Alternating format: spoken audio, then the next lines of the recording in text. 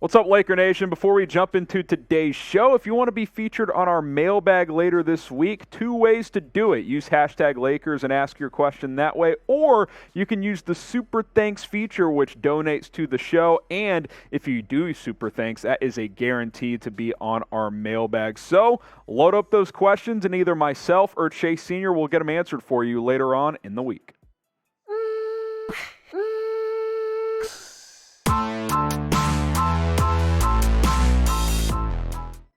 I'm your host, Harrison Graham, and coming up on today's Lakers Report, LeBron James meets with the Lakers brass. What takeaways do we have? We'll explore that here in just a moment. And Russell Westbrook, is he shading Los Angeles on Twitter? Is he calling out the Lakers? We'll take a look into that as well. And then could Damian Jones start at center this season? We know Anthony Davis likes playing the 4. A lot to get into on today's Lakers Report, including some shout-outs from yesterday's show. All the real ones that stood up in the comments and said, real one, you're going to be getting a shout-out later on. We got a bunch of them to get into, so stick with us here on the Lakers Report.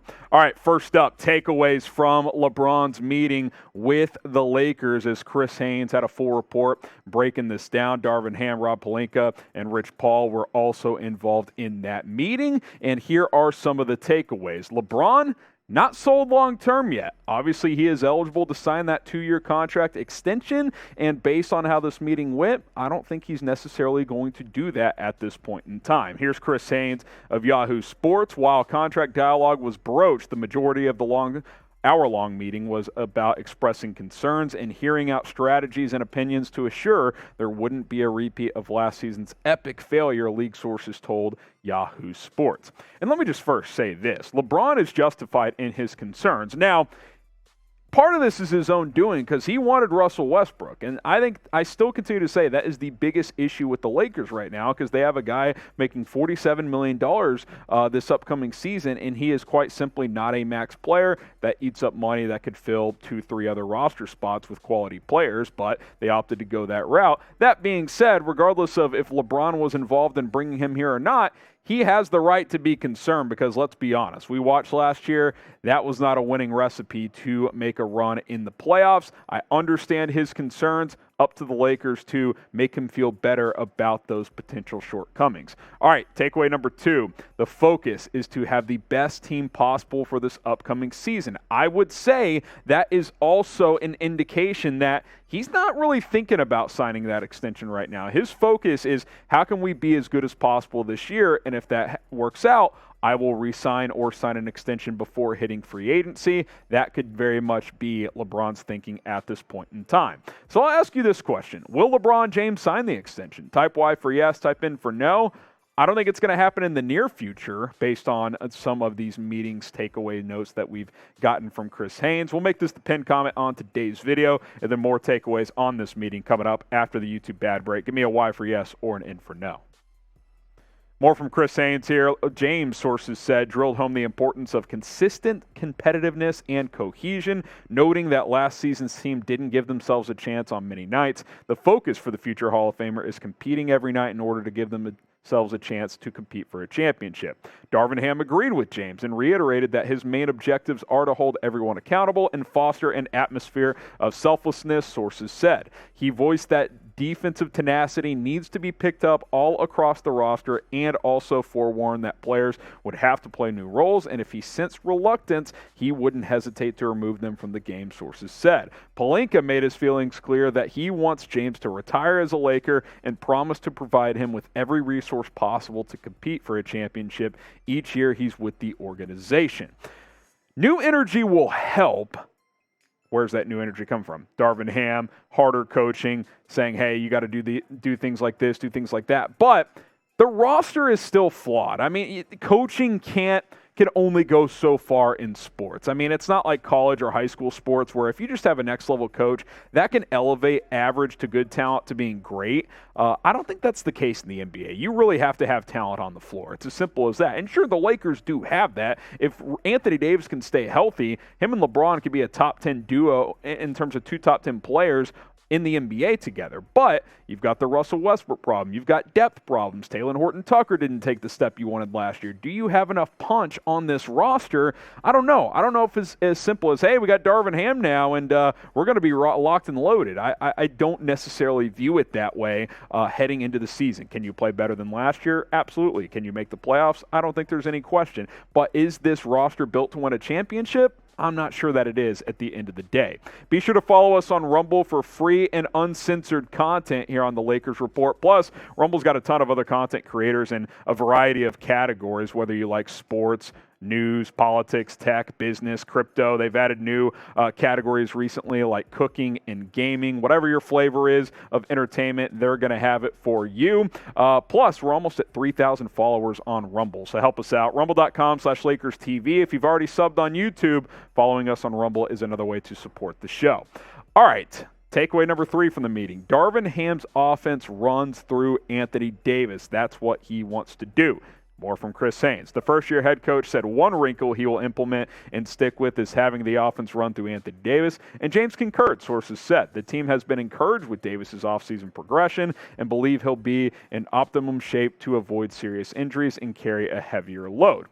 Well, that sounds great on paper, but this was also the plan 2 years ago after they won a championship. Remember when they won the title and it was like, oh my gosh, moving forward, this is AD's team. Like in the finals, Anthony Davis looked like the best player on the team, and what's happened? Injuries have held that back. His play hasn't been as consistent. He hasn't looked like a guy who can handle being that number one guy on a championship contender. So sure, in theory, yeah, play through the young and, what should be a guy who's still ascending as a player in the NBA in Anthony Davis. But that has not worked out the past couple of years. Now, if he's healthy, re-engaged, could that be the case this year? Ideally, you need Anthony Davis to play like a number one on a championship team to overcome some of your roster shortcomings. All right, final takeaway from the meeting. Clear offensive role for Russell Westbrook. And yes, absolutely. I think Darvin Ham, we saw it in that a couple of quotes ago saying that guys are going to have to take on new roles. To me, that's a subliminal message to Russ. Like, yeah, you're a max player contract-wise. You're not going to play a max player role, though, with us. Chris Haynes says that the Lakers are hopeful for a corner three-point shooting bump from Russ. I don't know if the new role of, hey, just be a corner catching three shoot guy really makes sense considering he's never been a great three-point shooter. I will say, though, the last couple of years on limited attempts, he actually has shot the ball well from the corner. 45% last year, 23 of 51, 40% the year before for the Washington Wizards. The corner three is the best shot in the game outside of a layup or dunk because it's a shorter three-point shot.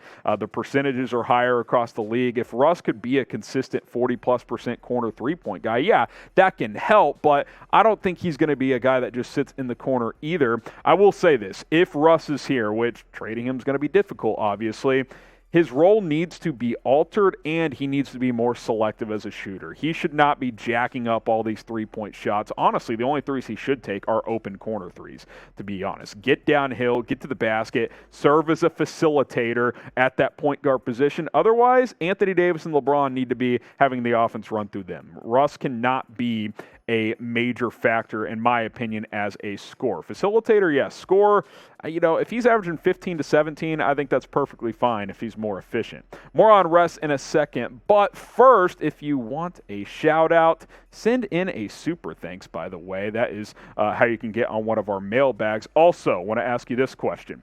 Confidence level in Russ on the Lakers roster at this point in time. Scale it from 1 to 10. I think you guys know me at this point. 2. I won't give it a full 1 because, he still does certain things well, but I can't sit here and say I'm confident. I'll give it a 2 out of 10. So scale it from 1 to 10. What is your confidence level in Russell Westbrook? More to come on the Lakers Report, but be sure to subscribe to the channel, youtube.com/LakersTV. That's the link to share with all of your purple and gold friends. Daily videos, just about at least 5 a week, is what we've been providing for you guys. We'll continue to do that here throughout the offseason. It is time to give you some shout-outs here on the Lakers Report. Some real one shout-outs. All 26 of the following people typed real one on our last video. If you're a real one, comment it right now. Anthony Perez, Clayton Lockhart, Theo. We got Ayush, Leonard Walton, Rolly Van Itchen, Lobo, A-Rob, Orlando, Curtis in there as well. Dominic, Official. We got Marcus, Jeremiah, Jimmy, Tarian, Laker Fan 49, Moses Tarango. We got Native Guy for Real, Rainbow Pages, and then 6 more here. Ollie, Avenging Eyes, Nate Moore, Ray Perez, Con Corpus, and what is that? Dre Sixo Man. Appreciate you guys for being real ones. Type real one in the comments if you are a part of the real ones here at the Lakers Report. All right, this is interesting because this is what caught people's attention on social media today. Russell Westbrook Stan tweeted out, by the way, at Why Not Brody 2. Russ's last 10 games of last season, 22.2 points per game, 7.5 rebounds, 7 assists, only 3.5 turnovers. So good numbers, obviously. He added this. Brody was getting into a rhythm dealing with all the injuries and lineup changes while not being used the right way, and they want to trade him. And guess what? Guess who liked the tweet? Russell Westbrook. Is he causing a little bit of a storm among Lakers Twitter? Maybe. Now, there's a lot of context here. Number one, LeBron only played in 5 of the final 10 games of the season because guess what? The Lakers were out of it by then. They were not making the playoffs. Anthony Davis only played in the final 3 games of that stretch. Here's the bottom line, and really this has been the case for about 5 years now. Russell Westbrook always balls out when the games don't matter. Low leverage games. He'll average a triple-double. I mean, he'll put up huge numbers, but when the game's on the line, you can't trust him. He's going to take a bad 3. He's going to turn the ball over. He is not a clutch time player. Yeah, sure, when you catch Sacramento on a Tuesday night in March, he might have a big game, but if you're going up against the Warriors in prime time and it's a close game late, I'll trust Golden State over Russ any day of the week. And that's what he is. He's an empty stats player at this point in time, which is why I've preached for months on this channel. You got to find a way to move him if you can. If you can't, you got to reduce his role tremendously, which I just outlined a few minutes ago. All right, let's go to our next storyline here on the Lakers Report. The Silver Screen and Roll explored if Damian Jones could start over Thomas Bryant at the center position. And let me just mention this too. This is assuming that AD does not start at the 5. He likes the 4 better. I get that. But personally, I think especially in crunch time, AD needs to be playing the 5. You look at Jones' past 4 seasons. I thought last year he actually showed promising signs. 8 points, 4.5 rebounds. The field goal percentage is great. He sets good screens. He can roll to the basket, finish around the rim. He has steadily improved as a player in the NBA. As a starter last season in 15 starts, really good numbers, guys. 14 points, 6 rebounds, had a block per game, field goal percentage out of this world. He knows who he is as an offensive player. He's not going to take bad shots. So, yeah, I think he could start if you want him to. I think it could depend on who the Lakers are playing that night. I definitely view this team as a team that's not going to necessarily have the same starting 5 night in and night out. I expect Darvin Ham to tweak his lineups, tweak his rotations throughout the season, first year as a head coach. But I think Damian Jones is a guy that you could plug in and start if you need to, or if you just want to, if that's the route you want to go. So hopefully there's enough flexibility on this roster where Ham can mix things up just a little bit. Now, between these two guys, who do you guys think should start? Type TB for Thomas Bryant, type DJ for Damian Jones. Who would you rather see start at that center position? All right, like I said earlier, real one roll call, baby. Get the real ones going in the comments. And if you stay till the end of the video, that's the definition of a real one here at the Lakers Report. You bleed purple and gold, and you watch the entire show. Appreciate you guys for tuning in. We'll see you next time here on the Lakers Report.